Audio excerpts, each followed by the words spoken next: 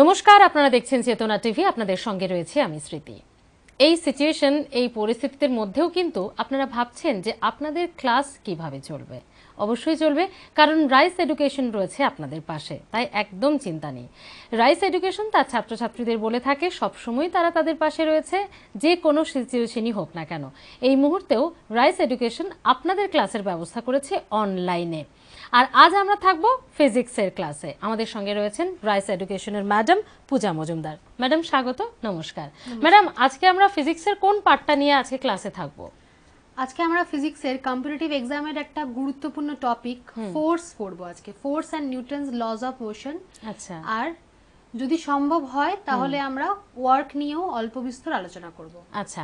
আর স্টুডেন্টসদের বলে রাখি, বা যারা এই মুহূর্তে আমার সঙ্গে রয়েছেন, আমাদের এই ক্লাসে রয়েছেন, অবশ্যই আপনাদের জন্য, যেমন ম্যাডাম বললেন যে কম্পিটিটিভ এক্সামে এই ফিজিক্সের ওপর এবং আজকের টপিকের ওপর ঠিক কোন কোন প্রশ্ন আসতে পারে, কিভাবে আমরা নিজেদেরকে প্রিপেয়ার করব এই সমস্ত পরীক্ষাগুলোর জন্য, সেই সমস্ত টিপসও কিন্তু থাকছে আপনাদের জন্য। তাহলে আর দেরি করব না, সরাসরি ক্লাসে চলে যায়। আচ্ছা, শুরু করুন। তাহলে আজকে আমরা শুরু করি আমাদের আলোচনা। আমরা আজকে পড়ছি ফোর্স, আর তার সাথে related Newton's lodge of motion.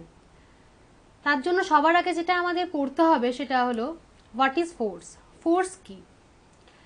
যখন আমরা একটা অবজেক্টকে এক জায়গা থেকে আরেক জায়গায় নিয়ে যেতে চাই, তখন আমাকে ফোর্স অ্যাপ্লাই করতে হয় অন দ্য অবজেক্ট।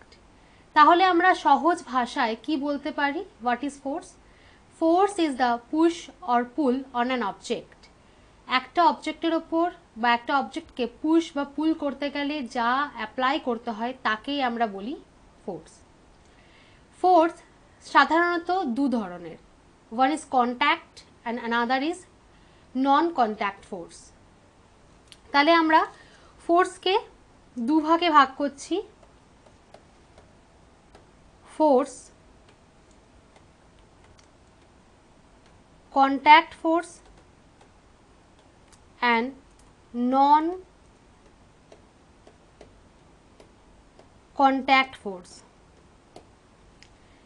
এই যে কন্ট্যাক্ট আর নন কন্ট্যাক্ট, এইটা থেকেই আমরা বুঝতে পারছি এর ডেফিনেশনটা।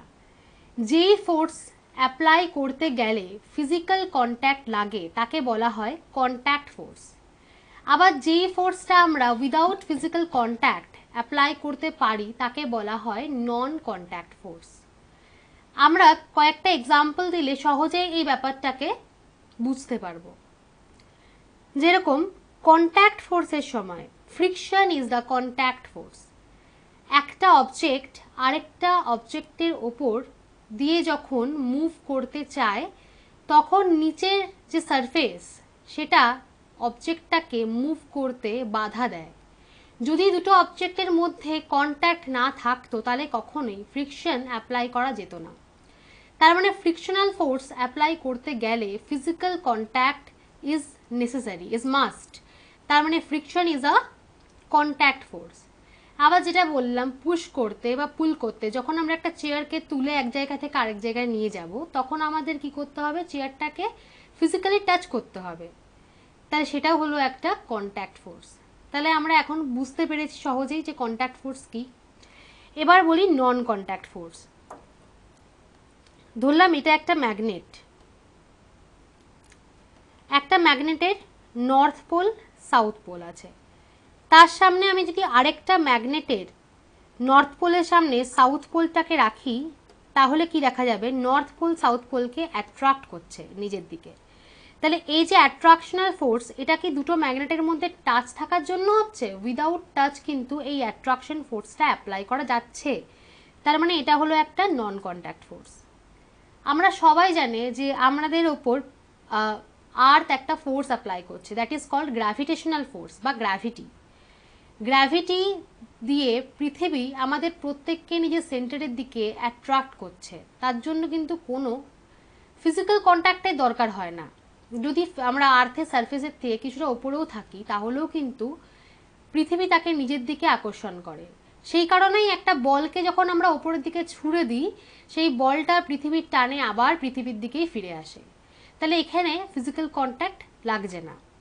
তার মানে গ্র্যাভিটি বা গ্র্যাভিটেশনাল ফোর্স হলো নন কন্ট্যাক্ট ফোর্সের আরেকটা এক্সাম্পল।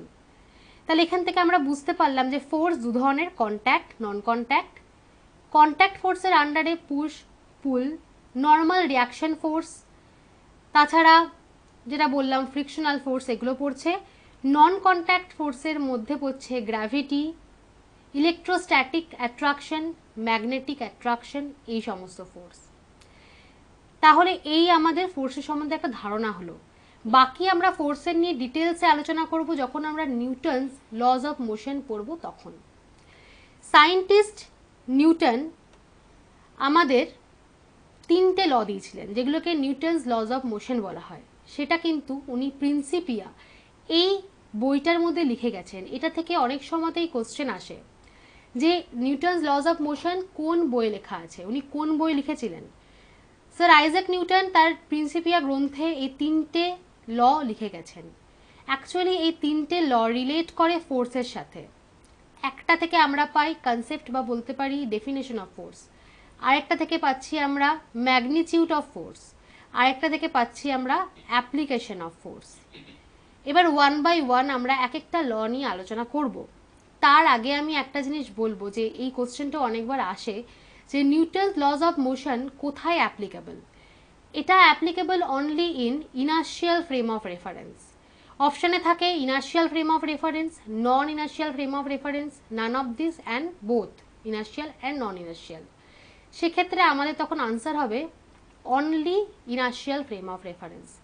তাহলে আমাদের জানতে হবে what is inertial frame of reference. এটা আমরা খুব সহজে বুঝবো। ইনার্শিয়াল ফ্রেম অফ রেফারেন্সটার কিছুই না, অবজারভার।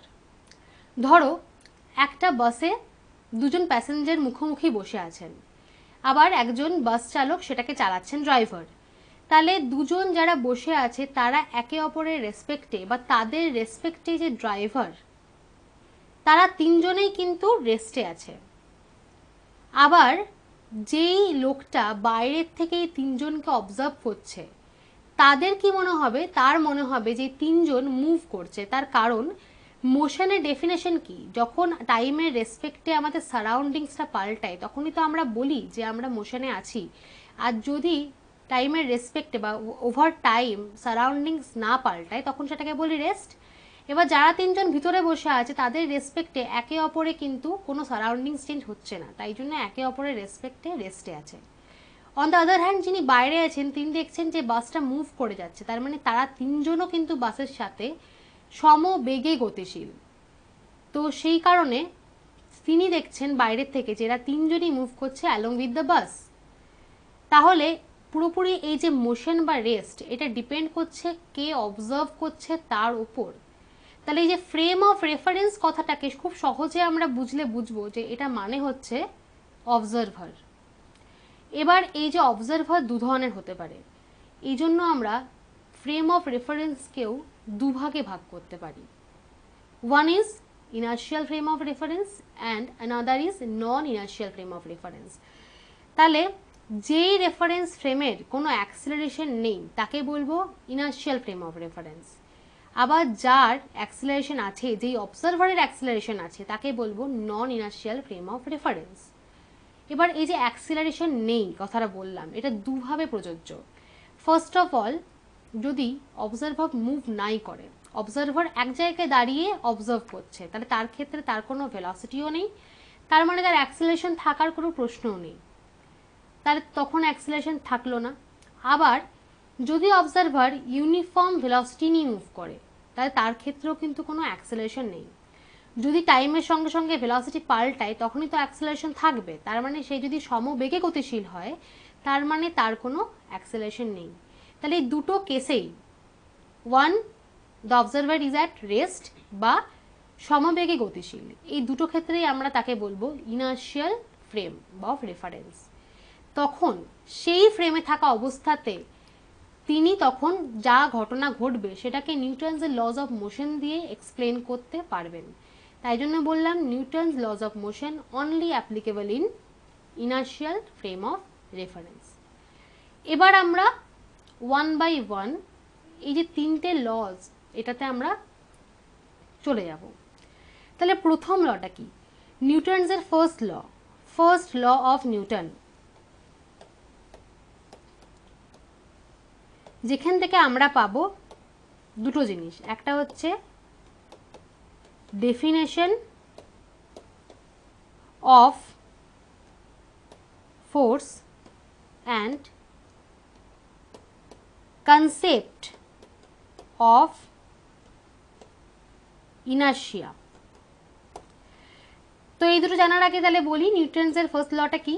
নিউটনসের ফার্স্ট লতে বলা হয় যে যেই অবজেক্টটা রেস্টে আছে সে সবসময় রেস্টেই থাকবে, আবার যেই অবজেক্টটা মোশনে আছে অবজেক্টটা সবসময় সমবেগে গতিশীল হবে ইন স্ট্রেট লাইন, যতক্ষণ না পর্যন্ত আমরা বাইরের থেকে এক্সটার্নাল ফোর্স ওই অবজেক্টটার ওপর অ্যাপ্লাই করছি ঠিক ততক্ষণ। তো এটাকেই বলছি নিউটনসের ফার্স্ট ল। তাই জন্য এখান থেকে আমরা ডেফিনেশন অফ ফোর্স পেলাম, যতক্ষণ ফোর্স অ্যাপ্লাই না করব ততক্ষণ পর্যন্ত সে তার রেস্টে যে স্টেটে ছিল সেই স্টেটে থাকবে, কিংবা মোশনের স্টেটে ছিল সেখানেই থাকবে। তার মানে ডেফিনেশন অফ ফোর্সটা কি? Force is the external cause that change the state of rest or the state of motion. তাহলে এখান থেকে আমরা বুঝতে পারলাম definition of force from Newton's first law. তাহলে এই কোশ্চেনটা যদি আমাদের আসে, আর অনেকবার এসেওছে কম্পিটিটিভ এক্সামে, যে Newton's first law of motion, Newton second law of motion আর থার্ড ল অফ মোশন, এরকম অপশন থাকবে, আর কোশ্চেনটা হবে যে ডেফিনেশন অফ ফোর্স আমরা কোনটা থেকে পাচ্ছি, তখন আমাদের তাহলে কোনটা অ্যান্সার হবে? ডেফিনেশন আমরা পাচ্ছি ফার্স্ট ল অফ নিউটন থেকে। নেক্সট হচ্ছে কনসেপ্ট অফ ইনার্শিয়া। তাহলে আমরা দেখলাম যতক্ষণ না পর্যন্ত ফোর্স অ্যাপ্লাই করব একটা অবজেক্ট নিজের যে স্টেটে ছিল সেই স্টেটেই থাকছে। তাহলে ইনার্শিয়া কাকে বলবো? ইনার্শিয়া হলো সেই টেন্ডেন্সি যার জন্য একটা অবজেক্ট নিজের স্টেট কখনো নিজে চেঞ্জ করতে পারে না। যদি সে রেস্টে থাকে তাহলে সে রেস্টেই থাকবে, যদি সে মোশনে থাকে তাহলে স্ট্রেট লাইনে মুভ করবে, সেম ডিরেকশনে, যেই ডিরেকশনে মুভ করছিল সেই ডিরেকশনেই সে মুভ করতে থাকবে। তাহলে ইনার্শিয়া হচ্ছে সেই টেন্ডেন্সি যার জন্য একটা অবজেক্ট নিজের স্টেটটাকে কি করে? হোল্ড করে রাখে। সেইভাবে ভাবতে গেলে আমরা ইনার্শিয়াকে আবার 3 ভাগে ডিভাইড করতে পারি। তাহলে এবার আমরা সেগুলো দেখে নেব।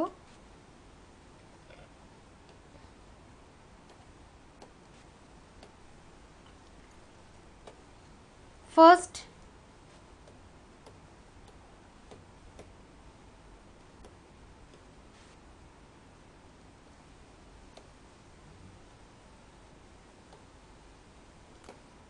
ইনার্শিয়া অফ রেস্ট, এটা হলো প্রথম। Second, inertia of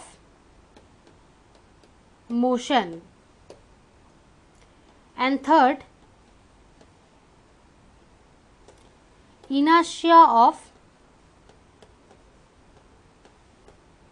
direction। এবার আমরা 1 by 1 তিনটেকে নিয়ে ডিসকাস করব।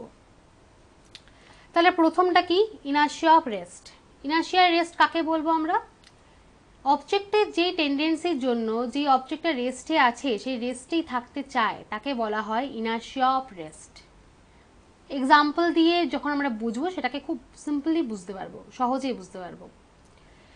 একজন প্যাসেঞ্জার বা যারা প্যাসেঞ্জার তারা বাসে উঠে চেপে বসেছে, বাসটা তখনও রেস্টে, বাসটা তখনও স্টার্ট হয়নি। এবার তারা যখন বসে আছে সবাই বাসে, তাহলে বাসটাও যেহেতু স্টার্ট হয়নি, বাসটাও রেস্টে আছে, তারাও রেস্টে আছে। এবার যখন বাস স্টার্ট করলো, সাডেনলি যখন বাসটা স্টার্ট করলো, তখন প্যাসেঞ্জারদের lower part of the body সঙ্গে সঙ্গেই মোশনে চলে আসবে, কিন্তু due to inertia of rest upper part of the body তখনও সাইমালটেনিয়াসলি মোশনে আসতে পারবে না। সেটা সবসময় টেন্ডেন্সি থাকার জন্য রেস্টেই থাকতে চাইবে। সেই কারণে কি হবে? প্যাসেঞ্জার পিছনের দিকে হেলে যাবে, তার সামনের পার্ট অফ দ্য বডি বা বলতে পারি lower part of the body এগিয়ে যাচ্ছে মোশনের জন্য, আর upper part of the body সেখানেই থেকে গেছে। তাই জন্য আমাদের মনে হবে কি আমরা পিছনের দিকে হেলে গেলাম। এই এক্সপিরিয়েন্সটা আমরা আমাদের ডেলি লাইফে সবাই এক্সপিরিয়েন্স করেই থাকি। সেকেন্ড, যখন আমরা কোনো জিনিসকে ডাস্ট ফ্রি করি, ধরো একটা কার্পেট ঝুলছে, তাকে আমরা ডাস্ট ফ্রি করব, তখন কি করতে পারি? আমরা একটা স্টিক নিয়ে সেটাকে বিট করতে পারি। তো যখন আমরা বিট করব, মারবো বারবার একটা স্টিক দিয়ে, তখন যেই পোর্শনে কার্পেটে যেই পোর্শনের ওপর আমরা ফোর্স অ্যাপ্লাই করছি সেই পোর্শনটা পিছনের দিকে সরে যাবে, আর ডাস্টগুলো যে কার্পেটে ছিল সেটা ইনার্শিয়া অফ রেস্টের জন্য সেখানেই থেকে যাবে। তার জন্য ল্যাক অফ সাপোর্ট হবে আর সেই ডাস্টটা ঝরে পড়বে। তাহলে এটা হচ্ছে ইনার্শিয়া অফ রেস্টের আরেকটা এক্সাম্পল। নেক্সট বলছি তাহলে আমরা ইনার্শিয়া অফ মোশন। হ্যাঁ ম্যাডাম, একদম আমরা ইনার্শিয়া অফ মোশনে যাব অবশ্যই, তবে একটা ছোট্ট বিরতি নেওয়ার সময় হয়ে গেছে। একটা বিরতির পর ফিরে আসছি। আজকে আমাদের ফিজিক্স ক্লাস চলবে বিরতির পর, আপনারাও সঙ্গে থাকুন।